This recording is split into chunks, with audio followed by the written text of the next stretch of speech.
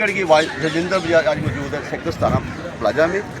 आज यहाँ पे एक प्रोटेस्ट मार्च हो रहा है ट्रांसजेंडर द्वारा, जो कि ट्रांसजेंडर अमेंडमेंट बिल 2026 का प्रोटेस्ट कर रहे हैं। तो आइए जानते हैं, मेरे साथ खड़ी हैं आफरीन जी, ये भी ट्रांसजेंडर के प्रोटेस्ट में शामिल है। इनसे जानते हैं कि ये जो अमेंडमेंट बिल का प्रोटेस्ट कर रहे हैं, ये एक्चुअली ये अमेंडमेंट बिल है क्या और क्यों प्रोटेस्ट कर रहे हैं।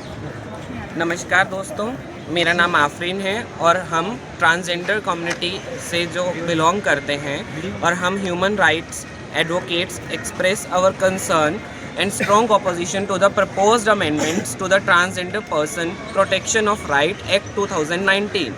अभी हमारा जो एक ट्रांसजेंडर अमेंडमेंट बिल 2026 जो पेश किया गया है अभी, उसमें बहुत सारे ग्लिचेस हैं।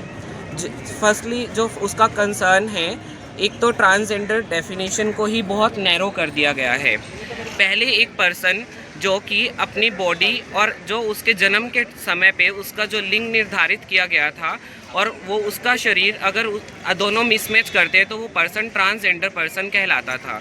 पर अभी प्रपोज जो बिल है वो सिर्फ़ और सिर्फ क्या कहता है कि जो पर्सन एक इंटरसेक्स पैदा हुआ या फिर जो पर्सन डेरा कल्चर को फॉलो करता है वही एक ट्रांसजेंडर पर्सन है। इसमें से सभी जो ट्रांस मेंस, ट्रांस वुमेंस और gender queer individuals, non binary person सबको एक्सक्लूड कर दिया गया है, जो कि हमारे फंडामेंटल राइट के खिलाफ है। और उसके बाद दूसरा, मेडिकलाइजेशन ऑफ आइडेंटिटी को भी नेसेसरी कर दिया गया है इस बिल में, जो कि आपको कभी अब आपका ट्रांसजेंडर कार्ड बनवाना है तो आपको पहले मेडिकल जांच के थ्रू जाना पड़ेगा। मेरी जेंडर आइडेंटिटी है, उसको मेडिकल जांच की ज़रूरत नहीं है, वो मेरे दिमाग में, मेरे जिस्म में है, उसको कोई सर्टिफिकेट दे ऐसा कोई प्रावधान नहीं है। Weak legal protections. The amendment fails to ensure the offences against transgender person are conceivable and non-bailable। जो कोई भी हमारे ट्रांसजेंडर पर्सन्स के साथ कोई भी क्रिमिनल ऑफेंस होता है उसको भी बहुत नैरो कर दिया गया है, कोई ज़्यादा खास उसमें पनिशमेंट नहीं है। जो पहले ट्रांसजेंडर एक्ट के थ्रू हमें जो राइट्स दिए गए थे, आपने वो राइट्स भी हमसे छीन लिए गए हैं। Uncertainty for existing certificate holder, जो हमारे ट्रांसजेंडर भाई बहनों ने, जिसमें ट्रांस मेंस आ गए, ट्रांस वुमेंस आ गई या नॉन बाइनरी पर्सन्स आ गए, जिनके ट्रांसजेंडर कार्ड पहले बनाए गए थे, अब वो भी खतरे के दायरे में आ चुके हैं, क्योंकि अब मेडिकल इंटरवेंशन को इन्होंने इंट्रोड्यूस कर दिया है। लैक ऑफ कंसल्टेशन, ये जितने भी अमेंडमेंट्स इन्होंने प्रस्ताव में रखे हैं वो किसी भी NGO, transgender community members, CBOs या नेशनल ट्रांसजेंडर काउंसिल्स के किसी भी मेंबर के साथ बैठकर इन्होंने कोई डिस्कशन नहीं किया। ये वही बात हो जाती है कि रात को आपको सपना आया कि ये पर्सन मेरे हिसाब से ट्रांसजेंडर है और ये नहीं है, तो आपने उन सब से ट्रांसजेंडर होने का राइट छीन लिया। अब हमारी डिमांड क्या है? Retain an inclusive and self identification definition of transgender person.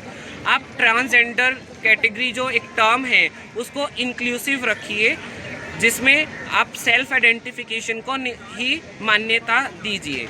री instead the and protect the right to self identification. वही बात हो गई कि सेल्फ आइडेंटिफिकेशन से ही निर्धारित होगा कि एक पर्सन ट्रांसजेंडर है या नहीं है। मेडिकल सर्टिफिकेशन को हटाया जाए।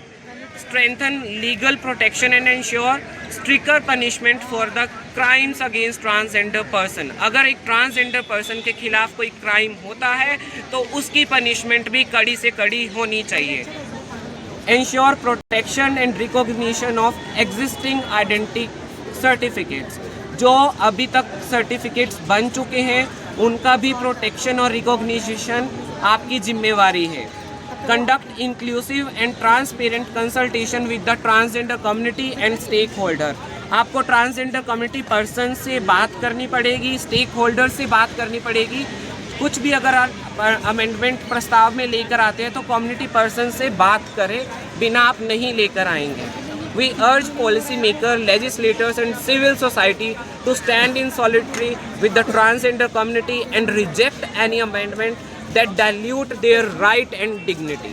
हम सभी पॉलिसी मेकर्स, लेजिस्लेटर्स और सोशल सिविल सोसाइटी से भी यह हमारी विनम्र गुजारिश है कि ट्रांसजेंडर कम्युनिटी से बात की जाए और जो ये अमेंडमेंट बिल प्रस्ताव में रखा गया है इसको रिजेक्ट किया जाए, क्योंकि यह हमारी डिग्निटी, हमारे राइट्स को डाइल्यूट करता है। तो मेरे साथ हैं बैठे हैं मैडम धनंजय जी। धनंजय जी, मैं आपसे एक सवाल पूछना चाहता हूँ, मेडिकल एग्जामिनेशन क्यों नहीं करवाना चाहते, क्यों नहीं होना चाहिए आपके हिसाब से, क्यों नहीं होना चाहिए? जेंडर जो है this is socially constructed, sex biological होता है। Okay. Gender is not in between of two legs, right. It is in between of 2 years. Okay. कोई भी इंसान पैदा होता है तो वो चिल्लाते हो तो नहीं आता है कि मैं लड़का आ गया, मैं लड़की आ गया हूँ। उसको जो उसका जो शरीर की पहचान है कौन देता है? समाज देता है, डॉक्टर हैं। लेकिन उसकी पहचान तो 8-9 साल के बाद पता चलती है ना। हाँ, बाई बर्थ तो जो डॉक्टर्स हैं वो कहते हैं ना मेल है या फीमेल है, उनको तो पता नहीं है ट्रांसजेंडर। जेंडर जो है वो सेक्स से, जो जेंडर है और सेक्स दोनों डिफरेंट है, दोनों अलग अलग हैं। जो सेक्स है वो बायोलॉजिकल है और जो जेंडर है वो सोशल है। ओके। तो और ये सदियों से ऐसा कोई भारत में पहली बार नहीं, सदियों से, हजारों सालों से ऋग्वेद में लिखा विकृति में एवं प्रकृति, जो विकृति है वो भी प्रकृति का हिस्सा है। इसलिए हमें तृतीय प्रकृति का भी हमें जैसे दिन होता है, रात होती है, तो संध्या भी होती है।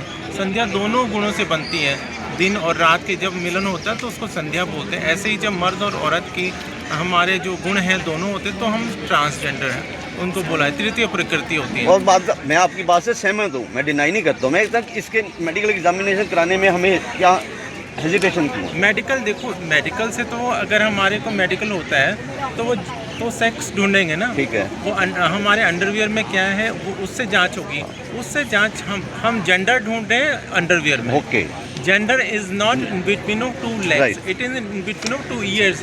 वो साइकियाट्रिस्ट डिसाइड करते हैं, साइकियाट्रिस्ट होते हैं, वो डिसाइड करेंगे ट्रांसजेंडर साइकोलॉजिकली भी वो साइकोलॉजिकल एनालिसिस होना चाहिए। हो सकता है मैं मेल बॉडी में पैदा हूँ और मुझे लगता है 3, 4, 5 साल के एज में कि मैं गलत शरीर में पैदा हूँ, गलत शरीर में। और डॉक्टर तो हमें बाहरी शरीर देखेंगे। कोई मेल है तो उसको फीलिंग आती है, मैं साड़ी डालूं, मैं सूट डालूं, मैं झुमके डालूं। हाँ जी, जो हमारा बाहरी शरीर है वो तो बाहरी शरीर देखेंगे, हमारे अंदर क्या हो रहा है, हार्मोन्स कैसे हैं, क्या क्या है। तो इसके लिए आपने गवर्नमेंट ऑफ इंडिया को कोई रिप्रेजेंटेशन दी है? जी बिल्कुल दी है, सब जा रहे पूरे इंडिया से हमारे ट्रांसजेंडर। आज पूरे हिंदुस्तान में प्रोटेस्ट हो रहा है, सारे हिंदुस्तान में लगातार कई दिनों से चल रहे हैं, और इसमें खासकर जो डेरा कल्चर है उसको भी बहुत खतरा है।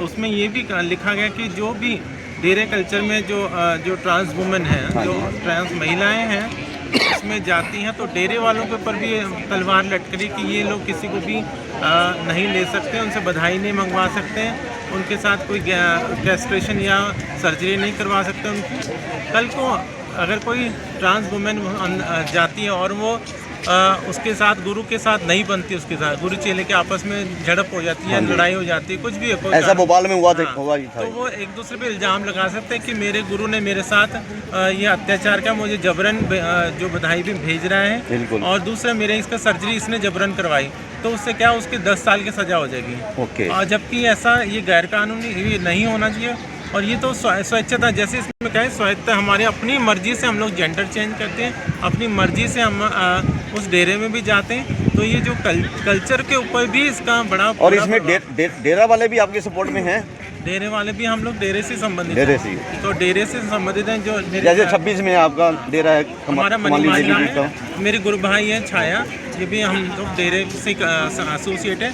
चलो हम लोग तो एक हमारी सर्जरीज हो उसकी हम डेरे में भी हैं, हमारी पहचान अगर सरकार कहती है कि चलो ये जो डेरे में रहने वाले हैं इनकी पहचान हमें तो इतना इफेक्ट नहीं, लेकिन हमारे साथ रहने वाले और बच्चे हैं, इनके साथ तो अन्याय हो रहा है ना, ये अन्याय नहीं होना चाहिए, और हमें सरकार को साइंटिफिकली देखना चाहिए, हमें धार्मिक तराजू से या फिर सांस्कृतिक तराजू से ना देखा जाए कि संस्कृति में जो रह रहा है वो ट्रांसजेंडर ऐसा नहीं है।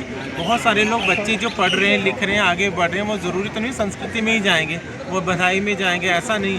कोई डॉक्टर बनेगा, कोई इंजीनियर बनेगा, कोई कुछ भी बन सकता, साइंटिस्ट बन सकता है, तो उनको क्यों हमें धकेल के दोबारा से डेरों में ही हमें धकेला जा रहा है। धनंजय जी आपका बहुत बहुत धन्यवाद, थैंक यू सो मच। आइए आगे बढ़ते हैं।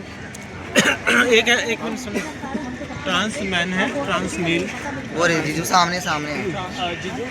अरे लाला जी, तीनों आ जाओ, ये ट्रांस मेल तीनों आ जाओ। आप अपने ट्रांस मेल का भी है, क्योंकि ट्रांस वुमेन हम लोग मानते हैं, तो ट्रांस मेल का भी पूछ। एक कपड़े तो दर्शकों मेरे साथ किरिंग इन चंडीगढ़ के कुछ डेलीगेट्स यहाँ पे हैं। आइए इनसे जानते हैं कि ये जो ट्रांसजेंडर अमेंडमेंट बिल 2026 जो लोकसभा में जहाँ में इंट्रोड्यूस होने जा रहा है, इसके इनको क्या लगता है, क्या इसकी लिमिटेशंस क्या हैं और क्या ये आपके लिए फ़ायदेमंद है या नहीं?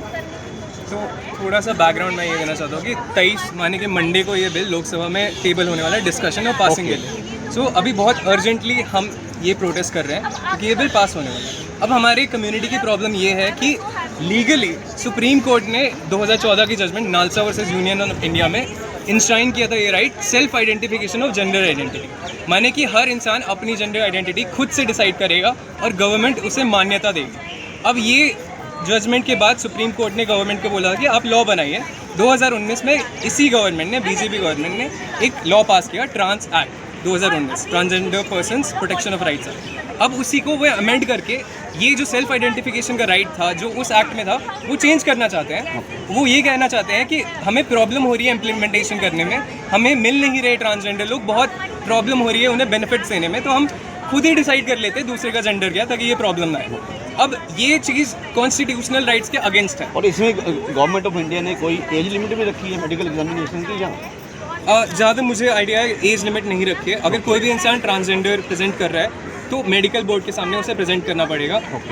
आई think even if there minor और एडल्ट, मेडिकल बोर्ड ही डिसाइड करेगा। मेडिकल बोर्ड डिसाइड करेगा, कोई ऐसा उन्होंने पूरी कमेटी बनाई है? हाँ, तो एक मेडिकल बोर्ड जो अभी डिफाइन नहीं करी है जहाँ तक मुझे याद है एक्ट में, मेडिकल बोर्ड रिकमेंडेशन देगा डिस्ट्रिक्ट मजिस्ट्रेट को और डिस्ट्रिक्ट मजिस्ट्रेट फिर अपनी मर्जी से डिसाइड करेंगे कि वो जेंडर ट्रांसजेंडर है। तो मेरे साथ मौजूद है आपका शुभ नाम? यशिका, और मैं अभी पंजाब यूनिवर्सिटी में रिसर्च स्कॉलर हूँ, पीएचडी कर रही हूँ। तो आपके हिसाब से मेडिकल एग्जामिनेशन क्यों नहीं होना चाहिए? मेडिकल एग्जामिनेशन इसलिए नहीं होना चाहिए कि क्योंकि मेडिकल एग्जामिनेशन करने वाला कौन है?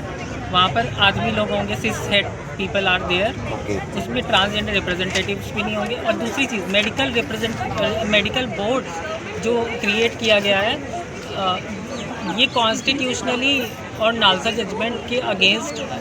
क्योंकि नालसा जजमेंट कहता है अगर मैं खुद को कहती हूँ कि no I am a trans women then I am अगर मैं कहती हूँ कि I am a women then I am a women. No need any medical interventions या मेडिकल बोर्ड का कोई हमें कोई क्लैरिफिकेशन नहीं चाहिए। लेकिन जब आपको पता है जब भी कोई बच्चा पैदा होता है, मेल है या फीमेल है, डॉक्टर्स ही डिसाइड करते हैं कि इज मेल और female. Every sex determination at the time of birth is itself a social construct. Okay. Yes. क्योंकि जो हम सेक्स डिटरमाइन कर रहा है, जो डॉक्टर है, वो किस सोशल कंस्ट्रक्ट से आ रहा है? Obviously they have their own biases also, उनके खुद के बाइसेस भी हैं। और आपके हिसाब से जो ट्रांसजेंडर, जिसे हम कहते हैं ट्रांसजेंडर वुमेन है या मैन है, किस एज में जाके पता चलता है? मुझे तो क्लास 5th में जाके पता चला था, क्योंकि छोटे छोटे बच्चों को पता चल जाता है जब उनके अंदर कॉन्शियसनेस आती है। तो और लेकिन वो बहुत हिचकिचाता है जब वो बड़ा होते हैं, तो उनको बहुत बाद में जाके फैमिली को बताना और ये सब की डर की वजह से वो नहीं बता पाते हैं। लेकिन जब वो इतनी हिम्मत करके सामने आते हैं तो इट मीन्स कि लोगों को सपोर्ट भी आपके करना हिसाब से मेडिकल एग्जामिनेशन प्लस जो साइकोलॉजिकल उसकी एक्टिविटीज़ हैं, सोशल एक्टिविटीज़ हैं, तो उसको भी एनालाइज करना चाहिए। एनालाइज करना चाहिए बिकॉज जेंडर यहाँ है, so that's the gender is a psychological not a biological. Right. तो मेरे प्रिय दर्शकों, बने रहिए आप हमारे YouTube चैनल के साथ, ऐसे ही इवेंट हम आपको दिखाते रहेंगे। आज के लिए बस इतना ही, धन्यवाद। 1 2 3 हेलो हेलो।